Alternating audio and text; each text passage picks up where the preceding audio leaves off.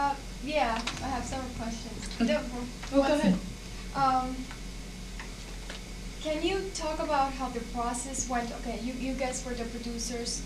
How did you get money to fund Sarah? We work And jobs. okay, and then so forth, because this is really nice, and I've seen the CD at Towers. So what happened, the entire process? Okay, so get more into what happened after the recordings Yeah, were finished. after the recording. Yeah, well, as far as getting money and funding for the project, right now it's all our own personal funds. You were able to make so many CDs and all that. Yeah. Credit cards, you know.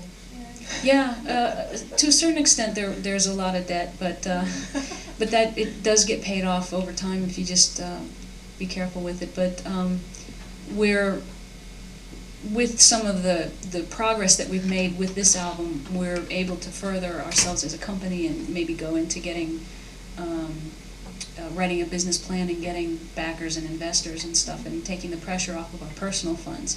But there is definitely a big, huge risk involved, and one of the major things that enabled us to do a nice package was the fact that we didn't have overhead for recording costs. We didn't have the cost of engineers, since Lauren engineered it. We didn't have costs of studio time, all of that we saved, and so all of the funds came in producing the artwork and producing the CDs themselves. And since then, what we've done, for our first album, we didn't do very much promotion of it at all, because we kind of were clueless as to which direction to go. Yeah. And with this album, we've hired a radio promoter who is expensive, but she's been able to she's on like 165 stations across the country. 86. 186? 186. 186. And changes each week. yeah, and she's getting heavy radio play in a lot of places, and Lauren's charm on the phone was able to grab the distribution for us. The Tower Records distributors decided to take us on, even though we were very small. And it's a hustle. It's she gets on the phone and she's just knows how to charm a squirrel out of the tree to get distribution. But it's over a process, because we made our album in '89, and that was basically just a learning process on how to make a record, how to make a CD. Yeah. And we were learning as we were going. And there's a lot of places you can get information as far as specifics as what to do. And then that album just kind of sat there and didn't move very much. So then we took the opportunity of the second to learn. We already knew how to make a CD. Now we need to learn the next step, and that's the promotion of it and the sales of it. And I guess our next step, now that we what we don't know now is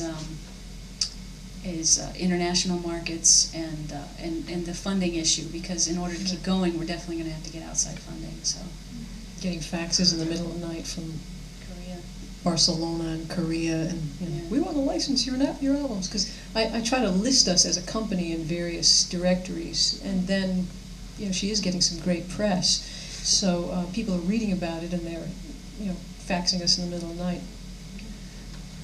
we also need to get going on a tour, because that's very important. She's getting the heavy radio play, and they've got it in the records. But one of the things that really sells it the most is to have her out there playing. And she plays a lot on the Cape, but what we need to do is pinpoint the areas where she's getting heavy radio play, and it all just kind of fits together like a glove.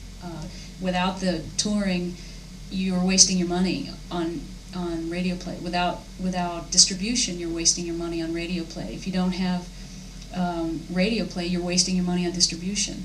And you need all three of those things together in order to make any progress at all. I don't know if that answered your questions. Also, I saw the sheet on different. The sheet about the comments of the different magazines. Mm-hmm. Who did that, and you just sent CDs out to all the magazines for them to review them? Well, yeah, there's another report there too, from the publicist that we hired. When we did our album, I physically was on the phone calling these different publications and trying to get them interested in reviewing the record. For this one, we hired a professional who, all week long just calls publications around the world, especially in this country, and music-related publications like trade magazines, and just tries to interest them in the record. Yeah, So she's been actually quite good getting interviews for Sarah, drumming up articles, and getting some of those reviews that you see. They take a long time to come in, though. It's like a 2-month lead time. Some of these publications are monthly, and they're all booked up for the few months. So they're coming in slowly. Yeah, they're the professionals. They know who to talk to. They know how to talk to these people. And they've got a rapport with them from Yeah. previous projects, so they say, oh, okay, another project from Carlton and Company, we'll listen to this. Mhm. It's nice. But that's what's happening with this release, is that all of a sudden people are hearing about Sarah and knowing that she's a new artist. There was an article just February 11th, I haven't seen yet because they wait for these tear sheets to come back from the publicist, that was done up in the Pittsburgh Press, and was an article featuring Sarah, Tori Amos, and Sarah McLaughlin. I don't know why the writer, out of nowhere, decided to do an article on all three, but it's great. It's like she's being considered in with the majors. Another thing to be really conscious of is just it takes a lot of patience and a lot of perseverance, because you can sit there and not hear anything for weeks and not hear anything for months, and it's really easy to get discouraged and nobody's coming to the gigs and you think nothing is happening. Mm-hmm. And so often there is so much happening that is going on behind the scenes that you just don't even realize, because then out of the blue you'll get a call that'll say, oh, so-and-so, Bonnie Raitt wants to do your song, or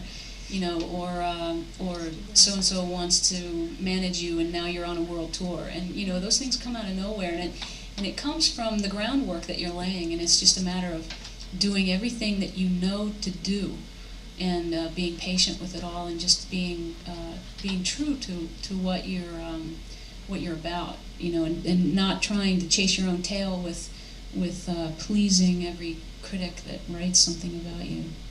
You just want to make sure that you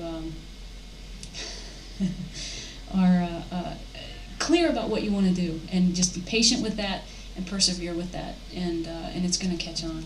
That reminds me of two things. I was flipping through the stations the other night looking for something, and I heard a baseball player on a piece of a newscast say, you don't stop.